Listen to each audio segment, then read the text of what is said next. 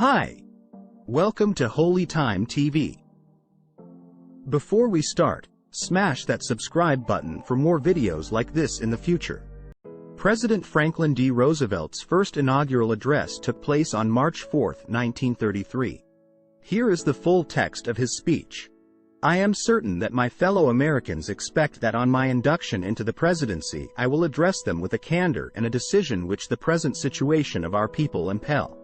This is preeminently the time to speak the truth, the whole truth, frankly and boldly. Nor need we shrink from honestly facing conditions in our country today.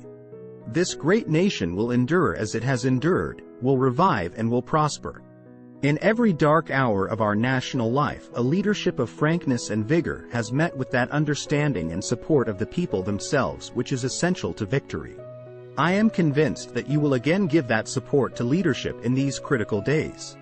In such a spirit on my part and on yours we face our common difficulties. They concern, thank God, only material things. Only a foolish optimist can deny the dark realities of the moment. Yet our distress comes from no failure of substance. We are stricken by no plague of locusts. Nature still offers her bounty and human efforts have multiplied it. Plenty is at our doorstep, but a generous use of it languishes in the very sight of the supply. Primarily this is because the rulers of the exchange of mankind's goods have failed, through their own stubbornness and their own incompetence, have admitted their failure, and abdicated.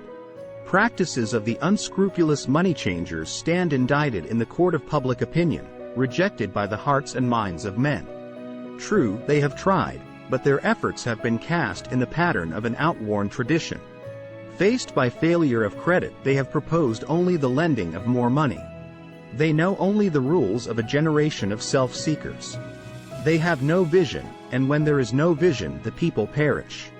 The money changers have fled from their high seats in the temple of our civilization. We may now restore that temple to the ancient truths. The measure of the restoration lies in the extent to which we apply social values more noble than mere monetary profit. Happiness lies not in the mere possession of money. It lies in the joy of achievement, in the thrill of creative effort. The joy and moral stimulation of work no longer must be forgotten in the mad chase of evanescent profits. Restoration calls, however, not for changes in ethics alone. This nation asks for action, and action now. I am prepared under my constitutional duty to recommend the measures that a stricken nation in the midst of a stricken world may require. These measures, or such other measures as the Congress may build out of its experience and wisdom, I shall seek, within my constitutional authority, to bring to speedy adoption. But in the event that the Congress shall fail to take one of these two courses, and in the event that the national emergency is still critical, I shall not evade the clear course of duty that will then confront me. I shall ask the Congress for the one remaining instrument to meet the crisis, broad executive power to wage a war against the emergency, as great as the power that would be given to me if we were in fact invaded by a foreign foe. For the trust reposed in me, I will return the courage and the devotion that befit the time. I can do no less. Ladies and gentlemen, today we gather with a message of faith and courage, inspired by the wisdom of President Franklin D. Roosevelt's inaugural address. Just as he called upon the nation to overcome fear, we too shall remind ourselves of the power of faith in our lives. In these trying times, let us remember the wise words of the Apostle Paul in 2 Timothy chapter 1 verse 7. For God has not given us a spirit of fear, but of power and of love and of a sound mind. Through our unwavering faith in God, we can harness the power to overcome fear and face life's challenges with love and wisdom. You see, my friends, faith is the cornerstone of our journey with the Lord. Just as Jesus reminded us in Matthew chapter 17 verse 20, truly I tell you, if you have faith as small as a mustard seed, you can say to this mountain, move from here to there, and it will move. Nothing will be impossible for you. With God by our side, we can conquer the mountains of fear and doubt in our lives. In these uncertain times, let us look to the Lord for guidance and strength. We must put on the armor of God, as described in Ephesians chapter 6 verses 10 to 11. Finally, Be strong in the Lord and in his mighty power. Put on the full armor of God, so that you can take your stand against the devil's schemes. By standing firm in our faith, we can overcome the fears that attempt to weaken us.